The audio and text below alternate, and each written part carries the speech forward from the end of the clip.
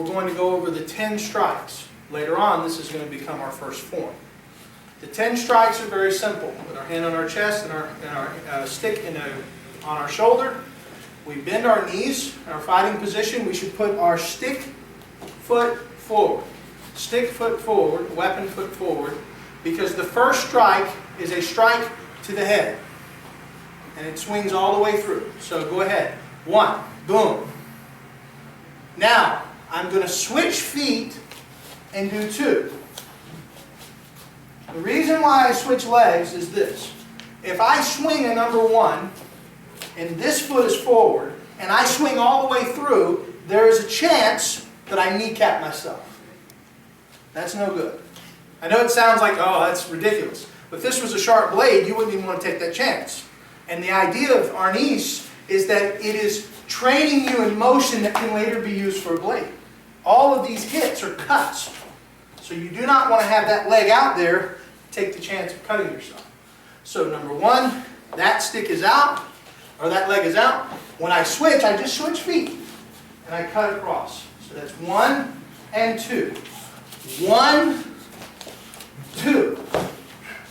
1, 2. 1 is to the head, 2 is to the head. Now, can I use you please?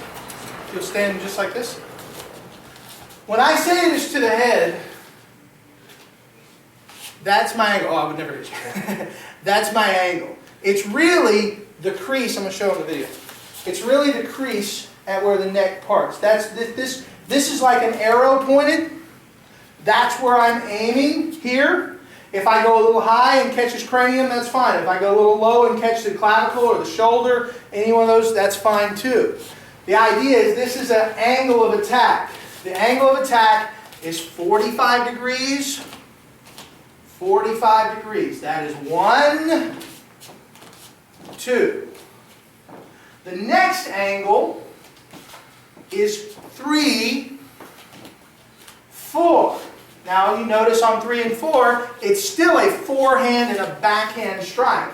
But now it's a cut to the body and to the body. It's no longer figure 8. Now it's a straight cut back and forth. And if he were in a fighting position, just go ahead and get in a fighting position. We'll go ahead and put the stick out here. Just go ahead and hold it like this. If I were going for a number 4 here, I'm sorry, number 3, I could hit his elbow, or if his hands are up, I could hit his ribs.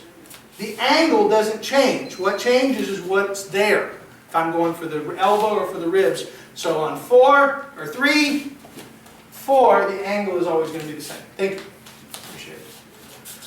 All right, so let's go through again. 1, 2, 3, and 4. 1, 2, 3, 4. Now on 4, I'm going to pull the stick back because 5 is a stab to the stomach. Right here. So 5. And at the end, there's a little small push up. The idea, go up underneath the sternum, jerk it up, jab into it. If this were a blade, you can imagine the value of that, going in, cutting up. Here. Now, that's 5. 6 is a stab down to the top of the chest. Looks funky, but it works very well. 7 is a stab down to the chest, but on the opposite side. 8 is a low forehand strike. 9 is a low backhand strike. So 8 and 9 are essentially 1 and 2, but low. 1, 2, just very low. 8, 9. Bang. 8, and then switch feet, and 9. Good. 10, straight down. And at that point we say, ledo caput! Latin for hit him in the head. That ledo caput is our motto. Defensive stick tactics, very simple. We have one goal. It is to hit him in the head. Because an impact weapon will bruise the body An impact weapon will bruise the arms, will bruise the legs, possibly break a bone. But the only way to really ensure that this is over is ledo kaput. Hit him in the head. It's not like a blade. With a blade, if I have him, just let me see your arm. With a blade, I can cut him right there on the brachial artery, and he's going to bleed out. You know, you can cut somebody here, just barely cut them, nick them across the neck, and don't bleed out. They could die. However, with a stick, if you strike to this side of my head, please, just very softly. If I just hit him in the arm, whack! Well, that might end the confrontation because it might break his arm, and he don't want to fight anymore.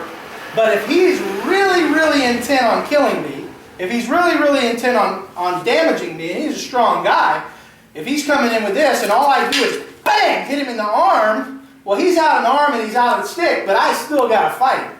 Because all is going to happen, he's going to come with that other arm. You understand? So that's why ledo kaput is important. You come over here with this. Is if he's coming with that too, if I want to hit that arm, fine, but really my goal is always going to be hit that head. Hit that head. So that's where we're going to end up.